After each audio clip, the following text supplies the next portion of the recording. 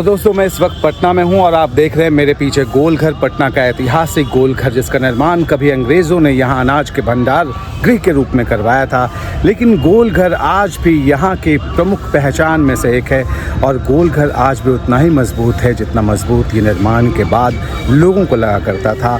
आज गोलघर के इस परिसर को देखने के बाद कई लोगों को ये याद आ रहा होगा, अगर वो बिहार से होंगे तो कई यादें उनकी जुड़ रही होंगी। तो गोलघर को देखने के लिए अलग अलग जगहों से लोग यहाँ लगातार पहुँचते हैं। जो पटना पहुँचता है वो कोशिश करता है एक बार गोलघर का दीदार जरूर करे। हमारे साथ मौजूद आलम साहब, कैसा लगा गोलघर आपको पहली बार देखकर? गोलघर तो बहुत ही सुंदर और इसका बहुत ही अच्छा रूप दिया गया है, इसको बहुत ही बेहतरीन तरीक़े से बनाया गया है। इतने साल हो गए, अभी भी गोलघर उसी तरह से एक पहचान है और मजबूती आज भी दिखती है।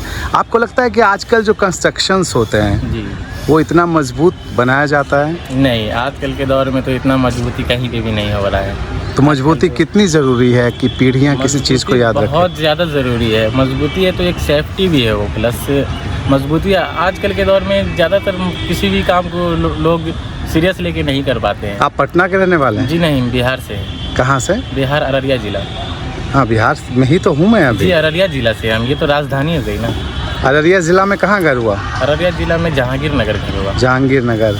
आप वो इलाका सीमांचल का है? जी, वो सीमांचल है। वहाँ मुसलमानों की खासी आबादी है। जी, बिहार में चुनाव का ये माहौल चल रहा है।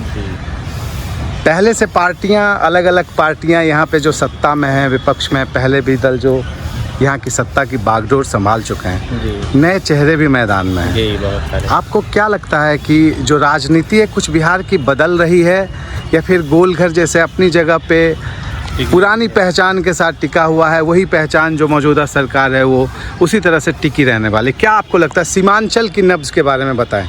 जी सर, इस विशेष में तो हम नहीं, आप जो मैं ये नहीं कहता हूँ कि किस पार्टी को लेकर, मैं ऐसी कोई बात नहीं करना, मैं बस ये जानना चाहता हूँ कि उस सीमांचल में आप एक युवा हैं और मुस्लिम हैं, आप मुस्लिम युवा हैं, हमारे देश के नागरिक हैं, सभी अपने अपने धर्म को फॉलो करते हैं, आप इस्लाम को फॉलो करते हैं। बिहार के विकास की जो तस्वीर यहाँ दिखती है राजधानी पटना और आसपास के इलाकों में, कहा जाता है कि सीमांचल कहीं पीछे छूट जाता है। क्या आपको ऐसा लगता है कि वहाँ पे वैसी तस्वीर है या विकास काफ़ी हुआ पिछले दिनों? नहीं सर, हमारे बिहार में तो बहुत अच्छा है, सभी चीज़ अच्छा है, सभी अपने लेवल में सही से चल रहा है। यहाँ पे कोई भी ऐसा उल्टा सीधा बात या उल्टा सीधा हरकत देखने के लिए नहीं मिलता है। कोई सा भी कास्ट हो, हिंदू हो, मुस्लिम हो, यहाँ पे सभी आपस में बिल्कुल मेल मिलाप के साथ इस तरह से रहते हैं कि किसी को कुछ पता भी नहीं चलता कि कौन क्या है। पलायन कितना बड़ा मुद्दा है सीमांचल में?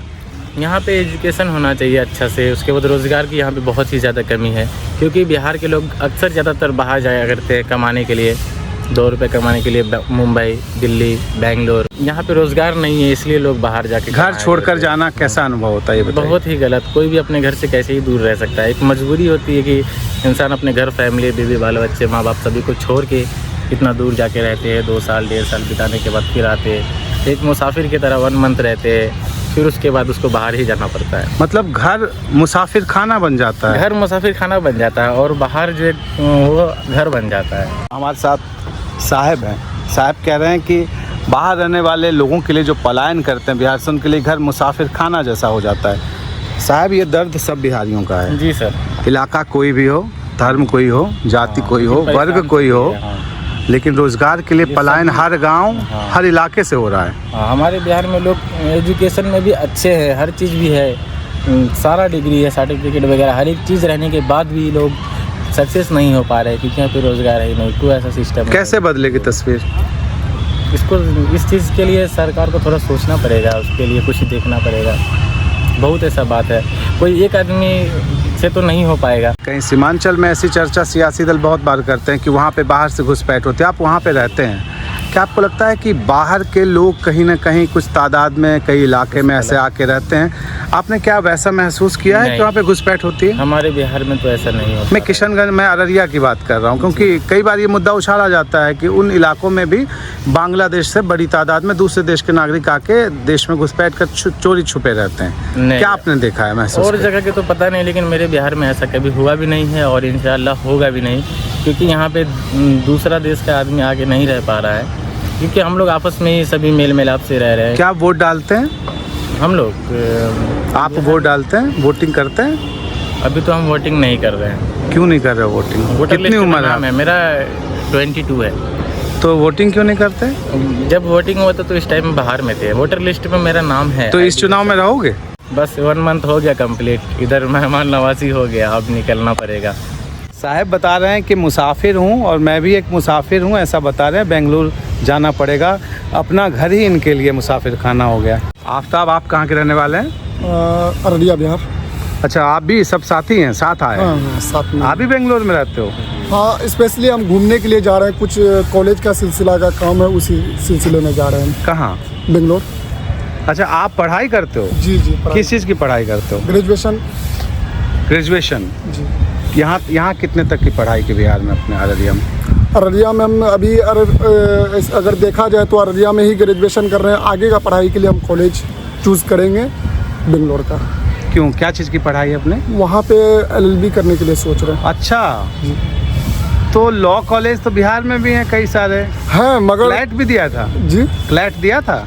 नहीं, लॉ कहाँ से करोगे? लॉ सोचे कि एक हमको मिला हैदराबाद का, यानी कि एक कॉलेज के बारे में जानकारी मिली है, और दूसरा है कि अगर बेंगलोर शिफ्ट होते तो वहाँ पे टोटल जानने वाला मेरा है, भाई सब भी रहते हैं वहाँ ऑलरेडी लोग रहते हैं, तो जी, आप जी। कंफर्टेबल हो वहाँ रहने? हाँ, कंफर्टेबल। क्यों करना चाहते हो कानून की पढ़ाई? इतने विषय कानून की पढ़ाई इसलिए करना चाहते हैं कि आजकल ऐसा दौर आ गया है कि प्रशासन हो या कोई भी हो, वो आम पब्लिक को डराना चाहता है। जब तक किसी के अंदर में जानकारी नहीं होगी तो तब तक, यानी कि जो बड़े लोग हैं वो आप ये चाहते हो कि संविधान की जानकारी सबको होनी चाहिए? जी जी जी। यूनिक बनना चाहते हैं ताकि लोग देखें। देखिए, हम सब गोलघर के परिसर में मौजूद हैं और यहाँ पे 4-5 दोस्त ही आए हुए हैं। ये बच्चा है कि ये नीट का तैयारी कर रहा है। किस चीज़ की तैयारी कर रहे हो? नीट की तैयारी करना। तो कितनी उम्र हुई आपकी? 16 साल। और किस स्टैंडर्ड में, किस क्लास में पढ़ रहे हैं आप अभी? 12th। क्यों नीट करना चाहते हैं? ऐसे ये डॉक्टर हर कोई करना चाहता ड्रीम है। होता है बचपन से। डॉक्टर बनना चाहते हो आप? बचपन से एक ड्रीम होता है। तो ड्रीम है तो- डॉक्टर बनना? हाँ, ड्रीम है मेरा डॉक्टर बनना। मेहनत तो काफ़ी है। मेहनत इंशाल्लाह कोचिंग बहुत जाते अच्छा हो आप? बैग लटका के आजकल जो जी। सारे बच्चे एक ही तरह का ड्रेस पहन के निकलते हैं, क्या आप हर एक कोचिंग का अलग अलग अपना ड्रेस होता है, वो अपना। अच्छा, ये ड्रेस- बताओ, कोचिंग की जो फीस आजकल चल रही है वो आपको क्या लगती है? किस तरह से वो दबाव में डालती है बच्चों को, चाहे उनके गार्जियंस हो उनको? कोचिंग कितना महंगा हो चला, और क्या बिना कोचिंग किए आप सबको ये भरोसा नहीं होता कि जो स्कूल में पढ़ाई हुई है, जिस तरह की हुई है, उससे सफलता नीट में मिल जाए? हो सकती है, ऐसे बिना कोचिंग करके भी हम लोग निकाल सकते हैं। क्या आपने But किसी एक- दोस्त को देखा है कि उसने निकाला हो, या कोई परिचित व्यक्ति? अभी तक तो नहीं देखे हैं। कोचिंग को लेकर क्या कहोगे, ज़रूरी है? एक बात बोला जाए तो भाई जरूरी ही है कोचिंग। ज़रूरी ही है? हाँ ज़रूरी है नहीं, ज़रूरी ही है। हाँ, जरूरी ही है। कई लोग ऐसे भी हैं ना, खुद पढ़ाई करके हाँ, निकल- कई लोग हैं ऐसे कि अब जो सरकारी खुद स्कूलों करते में हैं। पढ़ाई होती है उसको लेके क्या कहेंगे? वो पढ़ाई ऐसी है कि जो इस तरह के दौर में ऐसे एग्जाम को निकालने में मदद करे? हाँ, सरकारी स्कूल में भी पढ़ाई होती है। कैसे? आप घर कहाँ हुआ आपका? किस जगह पे आप अररिया पढ़ाई- जिला। कहाँ आप? अररिया में कहाँ? अररिया, मैं अररिया बीच बाजार में। शहर में रहते हो? हाँ, शहर में किस इलाके हाँ। में? इलाका कौन सा है? कखड़वा बस्ती। जी, कखड़वा बस्ती। ककड़वा बस्ती। हाँ। और वहाँ पे स्कूल कौन सा है आपका? स्कूल उधर ही साइड में आज़ाद एकेडमी है, बहुत तो सारे प्राइवेट स्कूल स्कूल है। है? नहीं, सरकारी स्कूल। जी। कैसी पढ़ाई होती है वहाँ? अच्छा पढ़ाई होती है। अच्छा, अभी तो आप 18 के हुए नहीं हो? हो गए? नहीं। हुए, 16 साल के। वोटर बनोगे हाँ। तो किस मुद्दे के आधार पे करो? जाति के आधार पे करो, धर्म के आधार पे करोगे, रोजगार के लिए करोगे, पढ़ाई के लिए करोगे, विकास के लिए करोगे, या फिर विकास। हाँ जी। इसमें सब कुछ जाति है? धर्म ये देखिए कुछ नहीं होता, सब चाहे वो हिंदू हो मुस्लिम हो, सब भाई है अपना। तो ये जो दिन भर चीज़ें चलती हैं टेलीविज़न पे, बाकी जगहों पे, क्या फील होता है जब यही मुद्दे दिन भर गूंजते हैं आपके कानों में? बहुत बुरा फील होता है। ये क्या कहते हैं, हिंदू मुस्लिम में जब कुछ होता है अनबन, इस वजह से। तो दी भगवा की इस खास सीरीज जय जय बिहार में मैं आया तो था यहाँ पटना में गोल घर को देखने, लेकिन यहाँ पे हमें कुछ साथी मिले और उनसे बातचीत हुई, और आपने सुना कि बिहार में राजनीतिक तौर पर गर्माते माहौल के बीच में जो अहम मुद्दे हैं उसको लेकर वो क्या कहते हैं, पलायन रोजगार को लेकर क्या कहते हैं, शिक्षा को लेकर क्या कहते हैं, जो वोटर हैं उनकी क्या राय है और जो अभी वोटर नहीं बने उनकी क्या राय है नई पीढ़ी की। इसी तरह से आप हमारे साथ जुड़े रहिए नई नई खबरों के साथ, नए नए लोगों से मुलाकात करने की कोशिश। फिलहाल के लिए इतना ही, नमस्कार।